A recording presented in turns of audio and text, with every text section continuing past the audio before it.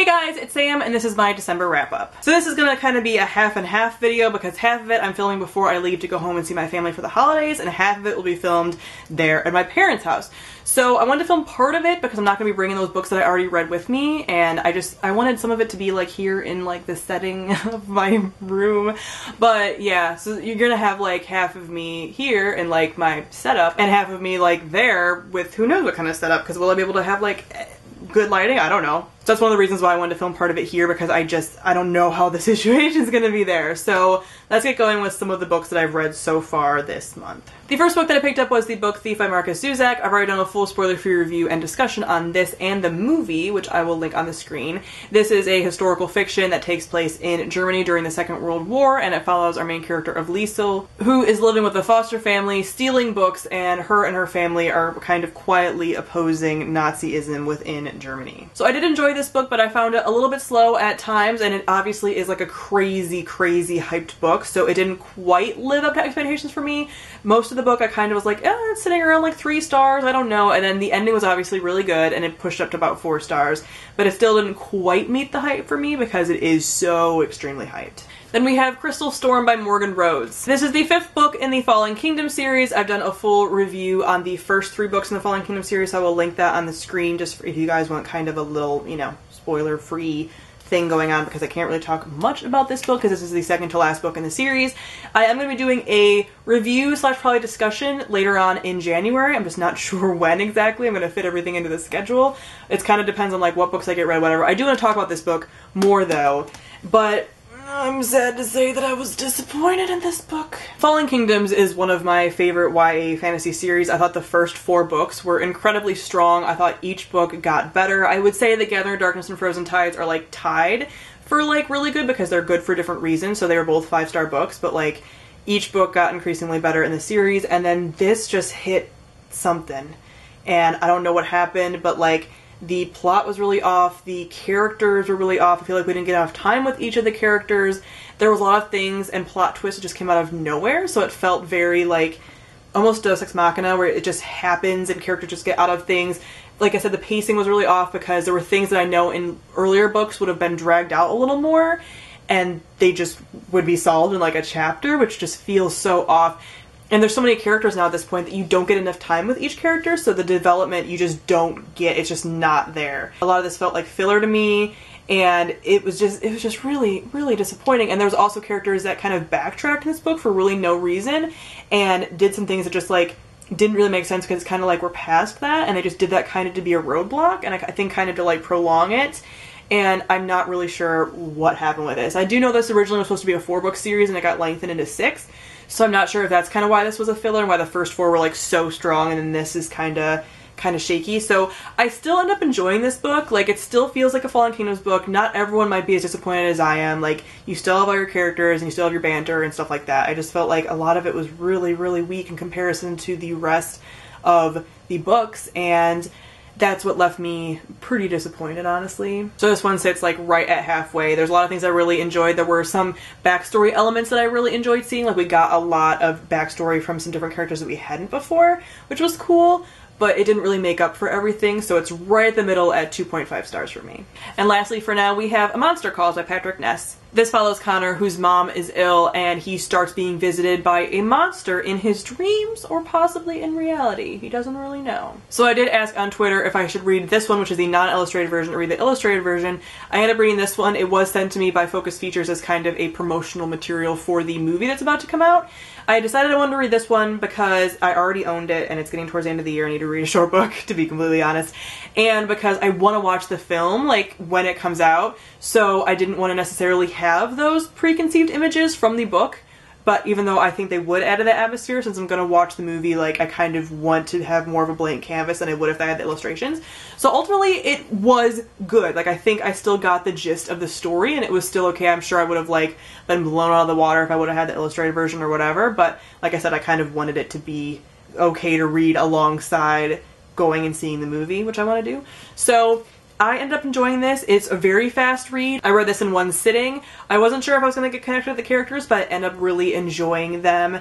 I still didn't probably quite have the punch that I could have had, but I think the story definitely is an important message, and I particularly liked the theme of being allowed to be angry. So Connor's mom is sick with cancer.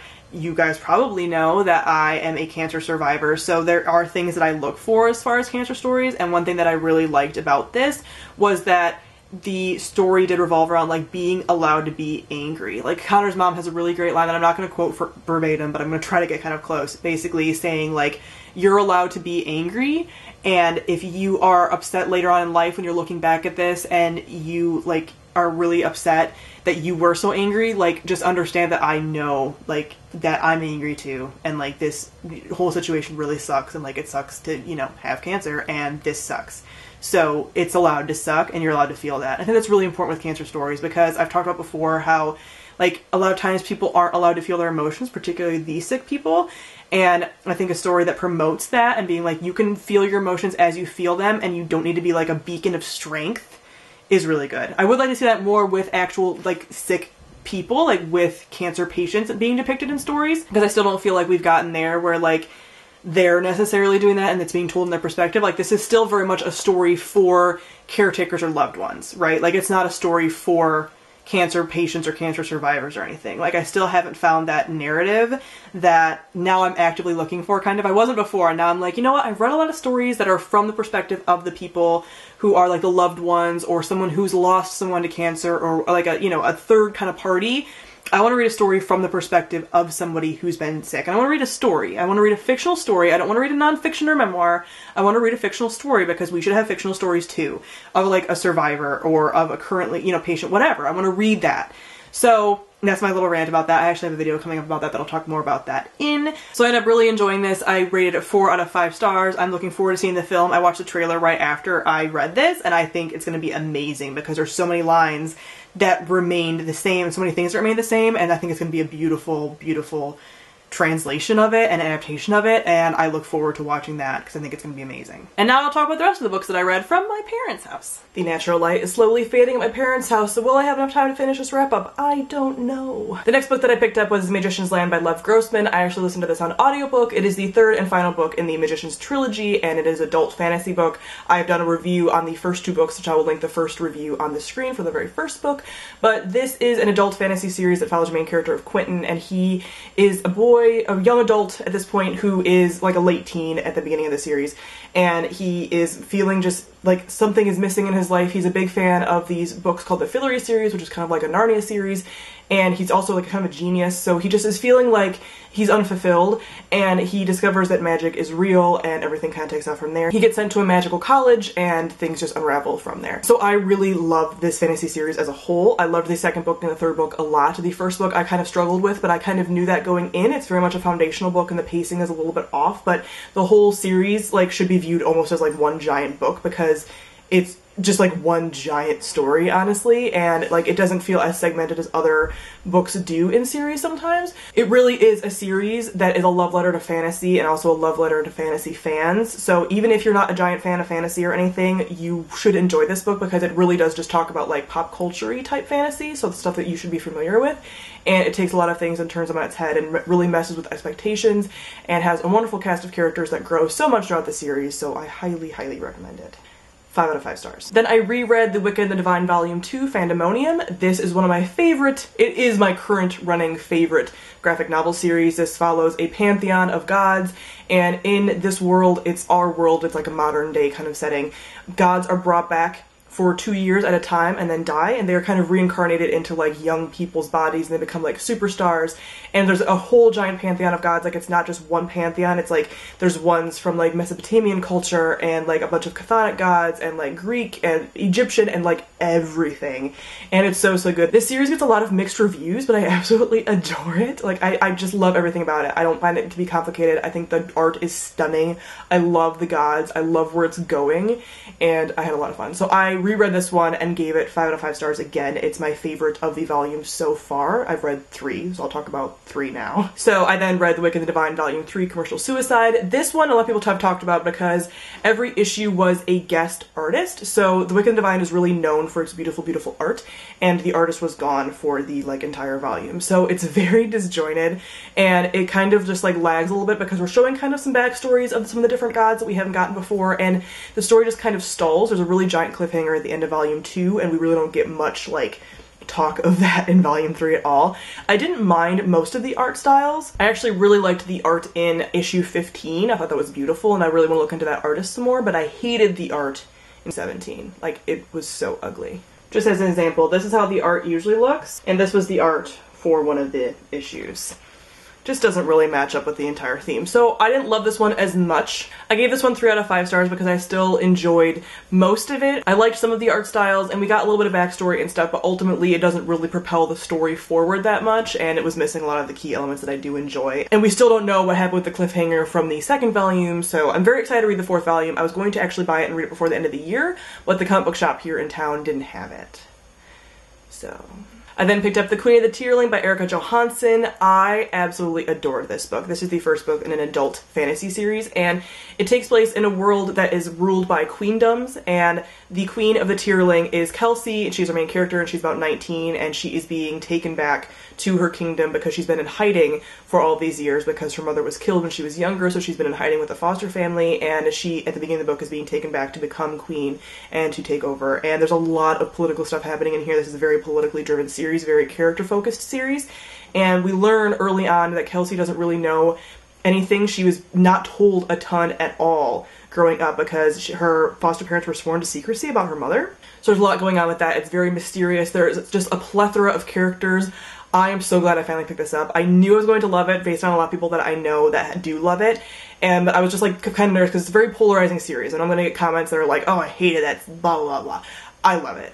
I love it so much. I loved Kelsey as a character. Like, I had moments where I was just like internally cheering for her over and over again. I love a lot of the side characters. They're so interesting, and I just can't wait to get more of this. Like, it fascinates me. I love it. They're really long chapters for the most part in this book, and I didn't even mind because I just loved it. It's so good, and I can't wait to continue with the series. I gave The Queen of the Tearling 4 out of 5 stars. I then read 3 graphic novels on the very last day of December so I could meet my Goodreads goal of 70 books. So I did it. So one of the graphic novels I picked up was Zodiac Star Force by The Power of Astra. This is following a girl gang of like Sailor Moon-esque type characters that are like all like a part of the Zodiac and stuff, and they fight monsters. And it's just very happy. It's very bright and beautiful, and just that like girl power, girl friendship, everything. There's a plethora of different characters. There's a lot of different races, body types, sexualities, everything all in this one volume. It's just very like light and fluffy and fun and cute, and I just really enjoyed it. It was just like a fun read. I do plan on reading any future volumes they come out with, and I gave this one 4 out of 5 stars. I then picked up Monstrous by Marjorie Liu. This is like so complicated but so beautiful in so many ways. This is now right behind the Wiccan Divine for my favorite series. Like, it's so good that I can't even talk about all of it. I might actually do a full review on this one because it's a bigger volume of a graphic novel series, and it's just very complicated, so I feel like I couldn't even get all my points across with this one. But it is a fantasy, sort of steampunk, but I wouldn't even necessarily like call it steampunk. Like, I wouldn't go in looking for steampunk, but it does have that like fusion of magic and science the way a lot of steampunk does. And it's dark and sinister, but like beautiful. The art is stunning. The art is just like the cover. It's gorgeous. It follows the main character of Meika, who is here on the front, and she is an arcanic, so she is a combination of like an ancient one, which we don't really know exactly what that means. Kind of like a magical entity and a human. So they are their own separate race now, and they are kind of hunted. They're kind of like the Chimera, and they are just like a just very different kind of race, and they have like magical abilities, but they also can sometimes look human, and there's a ton of different kinds of them. Like, some of them look like half like animals, and some of them have like multiple eyes. Like, it's just crazy. And she comes in contact with this kind of magical relic, and everything kind of takes off from there. And like I said, there's like so many different characters. It's mostly female characters in this, which is really cool, and there's a lot going on with like family and her trying to like find things out about her family because there's this like dark and sinister past with them, and there's all these different political factions that are competing to try to kind of like find her and find what she has and discover things about her. And there's so much going on. Like, there's discussions on like religion and government, because there's this kind of like weird kind of like magical witch nuns that are in this, which sounds really weird, but this is also very heavily kind of almost like Japanese inspired in a way, but it's definitely its own just very unique fantasy series, and it has like a horror element to it as well. I wouldn't say it's like super horror because I can't read horror, but it is kind of like gory at times. So if you really can't handle like gore, I would kind of be a little careful with this. I don't think it's overly gratuitous. I think it just shows that the world in this is dangerous and is like bad. There's a lot of like bad things going on, and it's just really interesting. I definitely think I'm going to have to reread this one at some point before the next volume comes out, because there's just so much going on, and it's just a completely unique, complex world. Like I said, sinister magic and gods and ancient ones and magical talking cats. Like, I have a lot of feelings about this. This is beautiful.